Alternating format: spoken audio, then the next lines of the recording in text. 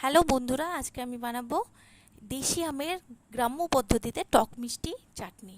তো এর জন্য লাগছে, দেখুন, গোটা গোটা আম নিয়েছি, দেশি আম। এগুলো কাঁচা পাকা দুটোই। তার জন্য লাগছে কালো সর্ষে আর শুকনো লঙ্কা আর সর্ষের তেল। তো কড়াইটা গরম হয়ে গেলে প্রথমে এতে দেব কিছুটা পরিমাণ সর্ষের তেল। এবার এর মধ্যে দেব ফোড়নের জন্য সর্ষে, কালো সর্ষে, কিছুটা পরিমাণে কালো সর্ষে দিলাম। আর লাগবে একটা শুকনো লঙ্কা, সেটাকে স্প্লিট করে আমি দিয়ে দিচ্ছি। এই ফোড়নটা ভাজা হয়ে গেলে এবার এর মধ্যে ওই যে আমগুলো রেখেছি, ওই আমগুলো আমি দিয়ে দেবো। দেখুন, আমি কোনো পাল্প বের করিনি এই আম থেকে, এটা অটোমেটিক বেরিয়ে যাবে, আমটা নরম হলেই বেরিয়ে যাবে। তো আমি কিছুক্ষণ নেড়ে নিচ্ছি ফোড়নের সাথে আমটা। এবার এর সাথে অ্যাড করব কিছুটা পরিমাণে লবণ আর হলুদের গুঁড়ো দিয়ে এটাকে ভালো করে নেড়ে কিছুক্ষণ ঢাকা দিয়ে রাখবো। দেখবেন অটোমেটিক এর থেকে পাল্পগুলো বেরিয়ে যাবে আস্তে আস্তে। কিচ্ছু করার দরকার নেই, শুধু খুন্তি দিয়ে প্রেস করলেই হবে। আর দেখুন, এই আমগুলো যেগুলো ইউজ করছি সেগুলো হচ্ছে আপনার কোনো স্পেসিফিক কোনো আম না, এটা একদম নর্মালি দেশি আম। এর কোনো নাম হয় না, কিন্তু এর স্মেল সত্যিই খুব সুন্দর হয়।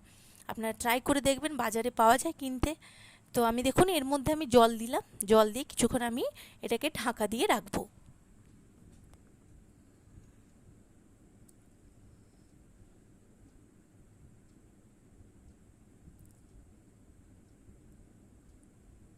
তো এটাকে ভালো করে নেড়ে ছেড়ে এবার আমি এটাকে কিছুক্ষণের জন্য ঢাকা দিয়ে দিলাম।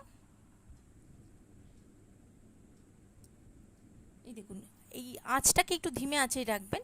দেখুন আমটা কি সুন্দর নিজে থেকেই গলে গেছে। এবার আবার খুন্তি দিয়ে প্রেস করে এর পাল্পগুলোকে আমি বের করে নেব ভালোভাবে। কারণ এরপরে যদি আপনি এই সময় যদি আপনি চিনি দিয়ে দেন, তাহলে আর পাল্পগুলো বেরোবে না। তো আগে থেকে আমাকে যখনই এইটা সেদ্ধ হয়ে যাবে আমটা, তখনই আমি পাল্পগুলো বের করে নেব। আমার পাল্পগুলো মোটামুটি বেরিয়ে গেছে।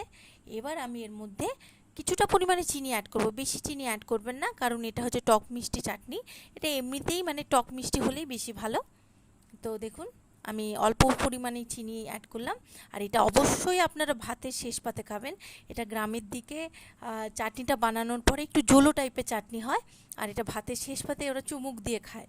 তো আপনারাও বানিয়ে দেখবেন, অবশ্যই ভালো লাগবে।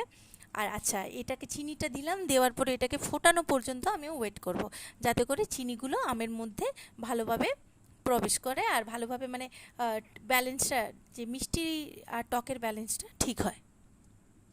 তো আমার চাটনি রেডি, আমি নামিয়ে দিয়েছি। আপনারা এটা বাড়িতে বানিয়ে দেখুন, অবশ্যই আপনাদের ভালো লাগবে। ভালো লাগলে আমার চ্যানেলটাকে লাইক করবেন, সাবস্ক্রাইব করবেন, আর বেল আইকনটাকে প্রেস করে রাখবেন। অবশ্যই আপনারা বানিয়ে দেখুন, আপনাদের অবশ্যই ভালো লাগবে।